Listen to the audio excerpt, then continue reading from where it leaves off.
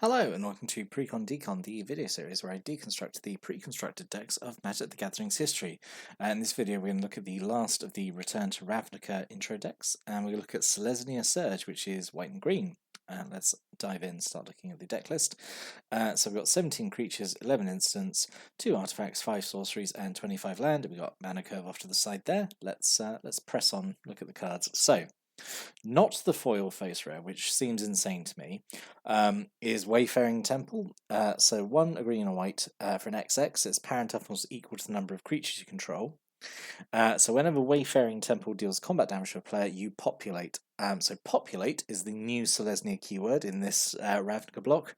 Last time they had Convoke, which is a very popular keyword. It's been used quite a few times since. I think they actually go back to Convoke the next time we go back to Ravnica and like Guilds of Ravnica and War of the Spark and stuff. I think actually they go back to Convoke, and Convoke shows up I think in a core set as well, and it's just shown up in March of the Machines. So yeah, it is a popular keyword. So they're trying out populate here.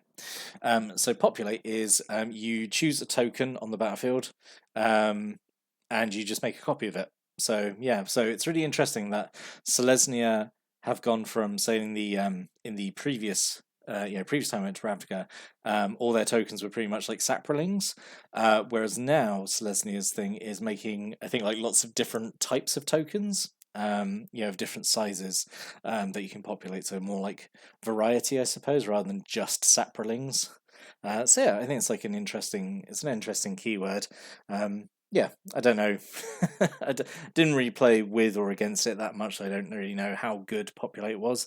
You've got a few things in the deck that can make like quite big tokens, I suppose. So that's kind of what you want to hold out for, because if you attack with this and you just get sort of like like a sapling or like a bird or something, like it's not not that amazing, I suppose. But yeah, it's okay. It really depends, obviously, what tokens you got. As long as you got no tokens out at all, then it does nothing, which is kind of not great, I suppose. But there's so many effects in the deck that give you tokens. It's most of the time gonna pop off. But yeah, I think Wayfaring Temple is sort of okay. I think it's all right. Then we have Vaitugazi Guildmage, so green and white for a 2/2. You can pay 4 a green and a white to put a 3/3 Centaur creature token onto the battlefield. So, I mean, that's really expensive, but, at least doesn't require tap. So if you do somehow find yourself at 12 mana, you can do it twice in a turn. But, and you can pay 2 a green and a white to populate, so you wouldn't spend 12 mana to make the Centaur twice. You would just spend 6 mana to make one token and then 4 to immediately populate. So yeah, it's nice that you kind of got like a constant population engine going here, just to keep churning out extra copies of tokens. I think it's okay. This feels like one of the weaker guild mages, just because it is so like mana intensive, I suppose, in its abilities. But it's still fine. Again, once you get like enough tokens out, it's essentially the point. You can pay 4 mana, and you're essentially not a free creature because you're paying 4 mana for it. But you get where I'm going. It's okay. And then a single Phantom General, so 3 and a white for a 2/3 creature tokens you control get +1/+1. This feels like a leftover from Innistrad, really, doesn't it? Like, because the spirits in Innistrad were the ones that all cared about tokens, like making a bunch of spirit tokens, and it's a Spirit Soldier, and it just has synergy with creature tokens. So yeah, it definitely feels like this is the bridge between Ravnica and Innistrad, isn't it? But yeah, I think it's fine. Again, you've got so many ways of making tokens in the deck. This is going to help. Like an Anthem effect for tokens, I think, is pretty good. 2 Centaur's Herald, 1 green mana for a 0/1. You can pay 2 and a green and sacrifice it to create a Centaur token, which is fine, I suppose. It's okay. 3 Seller of Songbirds, so 2 and a white for a 1/2. When it ends the battlefield, you make a 1/1 bird token, which again is fine, I suppose. And then a single Risen Sanctuary, which has nothing to do with populate or tokens. It's just a big creature, 5 a green and white for an 8/8 with Vigilance. So just in case, you were making all these tokens and it just wasn't working out that well, it's fine. just have a big 8/8 elemental to just smash face with. Yeah, it's fine, I suppose. Obviously very expensive, but 8/8 Vigilance is pretty chunky. We have a single Axebane Stag, which is just 6 and a green for a 6/7. Yeah, again, just big chunky thing. A single Brush Strider, 1 and a green for 3/1 Vigilance. Yeah, this is okay. Like very, I think, aggressively costed to be 3/1 Vigilant. Obviously, it's not going to be the best blocker, but you know, it can at least it can swing and then still be around 2 block if necessary. It's okay. A single Centaur Healer, 1 a green and white for 3/3. When it enters the battlefield, you gain 3 life. This is, you know, this was actually a really nice common at the time. Because I mentioned in the Rakdos one that I went to the I went to all 3 Return to Ravnica pre-releases, like this one, and then Dragons and Maids and Gatecrash as well. And obviously this didn't show up in all the packs and stuff. But I remember like really considering going splashing like white or green, I think, just to include Centaur Healer, because I thought it was like a really solid like just common. Yeah. Which I still believe this day today, like 3 mana for a 3/3 that gains you 3 life. Yeah, it's perfectly good, I think. A single Healer of the Pride, 3 and a white for a 2/3. Whenever another creature enters the battlefield under control, you gain 2 life. So this is to have synergy here with all the tokens that you're going to be making. So yeah, that's fine, I suppose. 3 Centaur Courses, which feels a little unnecessary that we have Centaur Healer, which is just for the 1 extra white mana, gives you the 3 life as well. Like it feels unnecessary. And you make there's a lot of things that make Centaur tokens as well, so I don't really know if this is necessary, and I do think there's better choices than 3 of them as well, because that's like dedicating quite a lot of deck space just to a vanilla 3/3. And and when I guess the point of the deck is making tokens, I don't know, is this the best choice? Yeah, this is weird. Definitely would have maybe had 2 of the Centaur Healers and then replaced, I know, 2 of these with something else maybe, but again, you could argue like, oh, it's an introductory product, so have a vanilla creature, I suppose. Maybe, I don't know. A single Arbor Elf, 1 green mana just to for a 1/1 that taps to untap a forest, yeah, which is a very roundabout way of just getting green mana.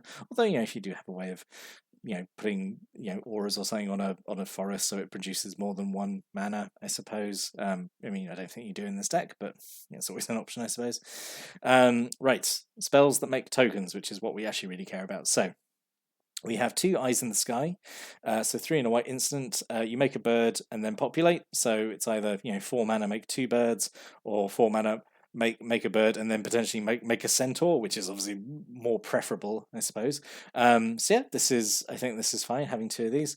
2 Call of the Conclave, green and white, just to make a 3/3 centaur. Yep, it's fine. It's kind of this. It's this block's take on Watchwolf, I suppose, the original Watchwolf, which was 1 green and 1 white just for a 3/3 creature, and then you got this, which is essentially doing the same, making a 3/3 creatures for a green and white, but being a token creature, it has more synergy with the keyword, obviously. And then a single Courser's Accord, so 4 green and white. You make a centaur token and then populate. So I think centaurs are actually no. I lied. I was gonna say centaurs are the best tokens you can make in the deck. That's not true, as we'll see. But most of the time, this is just 6 mana to make 2 3/3 tokens, I suppose. And then a bunch of cards that don't essentially make tokens themselves, but like do populate. So a single Druid's Deliverance, 1 and a green. You prevent all common damage that will be dealt to you this turn, and then you populate. So yeah, it's fine. Like usually fog with block mechanics, I suppose. Yeah, this is fine. A single Rootborn Defenses, 2 and a white, populate, and then creatures you control are indestructible this turn. This is really strong. I remember actually seeing this, and because I think this is like one of the first times that indestructible is at common rarity, or like indestructible is starting to become more common. I mean, not indestructible becoming common, but like indestructible is being used more in the game. I think this is like when maybe there's starting to be the transition now from like maybe getting rid of like stuff like regeneration and starting to use indestructible instead. Because I think regeneration goes through until maybe like Khans. But yeah, at some point it does phase out, and like we start getting the what we get these days, which is like it becomes indestructible end of turn and tap it. Because regeneration is like a real mess of a keyword. It's very, very. There's a lot of finicky rules attached to regeneration. But yeah, this I think is pretty good. just to give your whole board indestructibility and also make another token as well. That's obviously super good. 2 Trostani's Judgment, so 5 and a white, so really expensive.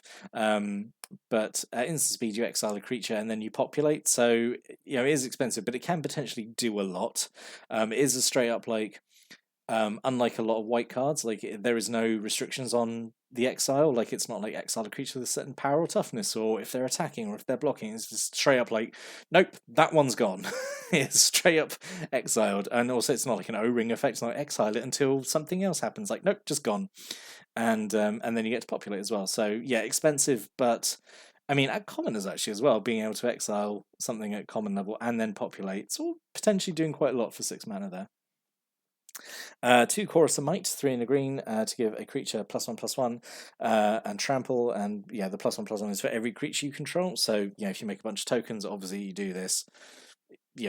So there is a card like this in Rise the Eldrazi, I want to say, Might of the Masses. That's only 1 green, but that doesn't give trample. So this is a lot better because it gives trample, to obviously then really benefit the potentially huge boost it's giving. So yeah, this is, I think, pretty good. 2 Savage Surge, 1 in a green, to give a creature +2/+2 to turn and then untap it. This is when it's uncommon. It has no business being uncommon. It's a perfectly good trick, but it does not need to be uncommon. The thing as well, this has been really obsoleted now by. What's the last one I can think of? Witch's Web is the last one I can think of that really obsoletes this by giving a bigger boost and untapping and giving reach, and it's the same cost as well. But at the time this was a fine combat trick. A surprise untap and +2/+2 always has the potential to mess up combat, I suppose. 2 Bountiful Harvests, for 4 and a green. You gain 1 life for every land you control. Just a bad life gain card, and we have 2 of those. Because it's just not great, is it? It's just not very good. Because you play this as early as possible. It's 5 mana for 5 life, which is terrible.